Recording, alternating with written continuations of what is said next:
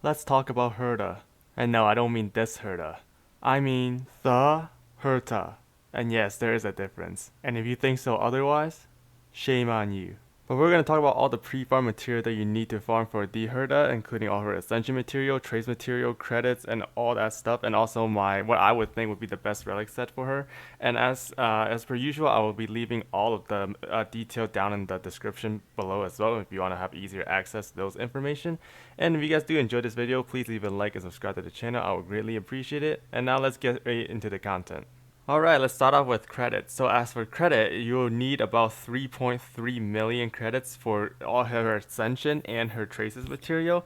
If you count from going from level 1 to 80 as well, I believe that's around 3.8 million. But that's assuming you level 1 to 80, right? And not everyone has that. In terms of like XP, I don't actually know the specific number since I've never actually like tested it.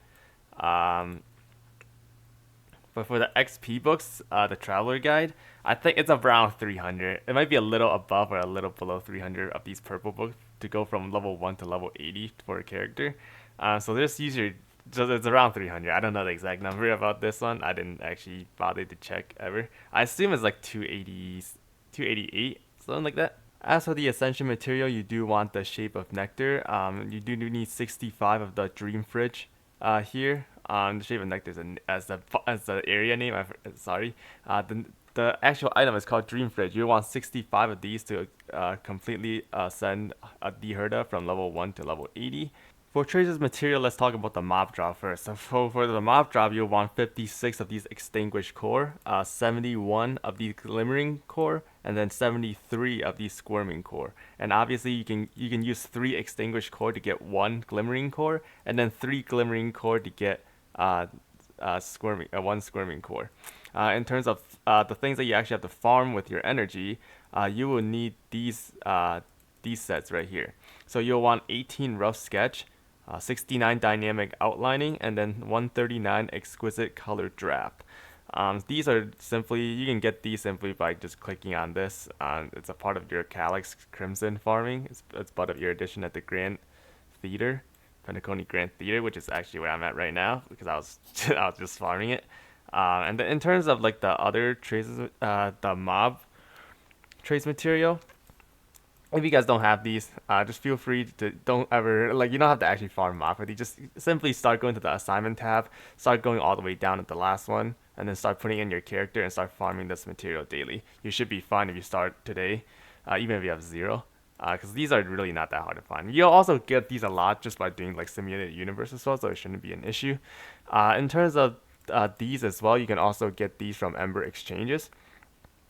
Uh, yeah, as you can see, you can buy the level 1 and level 2 of these traces material with 12 for this first level, and then 20, and then 18 for the second level. You can get up to 30 and 20 of these. I unfortunately cannot because I'm a broke bitch. But yeah, those are additional way we can get the traces material in case you do need that little bit of extra and you don't want to waste too much energy on the trace material there. Now for the weekly boss, to my newer player, I'm so sorry.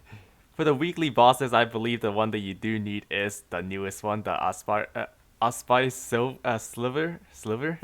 Auspice Sliver. You need 12 of these to fully get the Herta completely up. In terms of the reason I say I'm starting with the new players because this boss is actually genuinely very hard. Like even my unit have died multiple times and I failed doing this by pressing auto. And I feel like when you can't do boss on auto, that's when it had become an issue. But I think they do have a setting. I thought they added a setting where if you lose to them, that you can put on easy mode.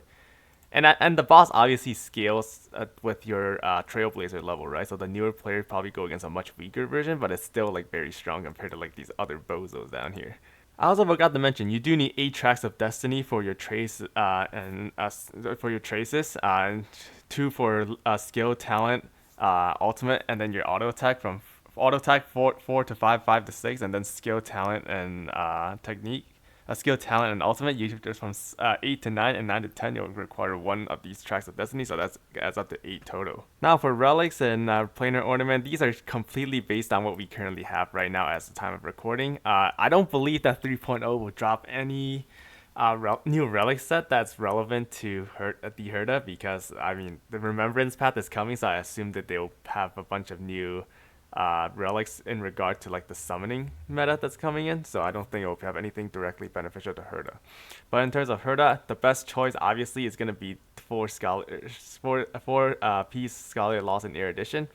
This gives crit rate, crit damage when you use skill or ultimate, which the Herta should have a lot of. I'm assuming the Herta is like pretty strong in terms of those aspects. I mean, this is literally called Erudition, and just like 8% crit rate, and then the additional it does damage dealt too, by the way, which is like very insane. How do using ultimate increase the damage dealt by your next skill by 25%?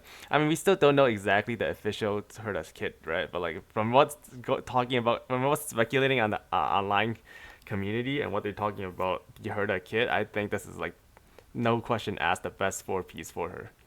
In terms of other options, you can always run just two piece. So any 2-piece with attack percentage will be fine. So Windsoaring Valorous, even Wild Wheat, you can still go the 2-piece. 4-piece is like not that great. I don't think her auto attack will do much of anything. The extra speed is a bit nice, but it's not that relevant still.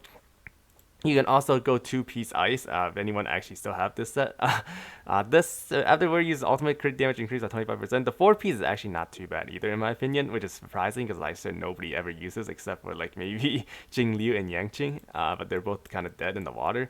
4-piece quantum, you know, I guess it could still work if you're against a quantum enemy. The defense shred is just way too good.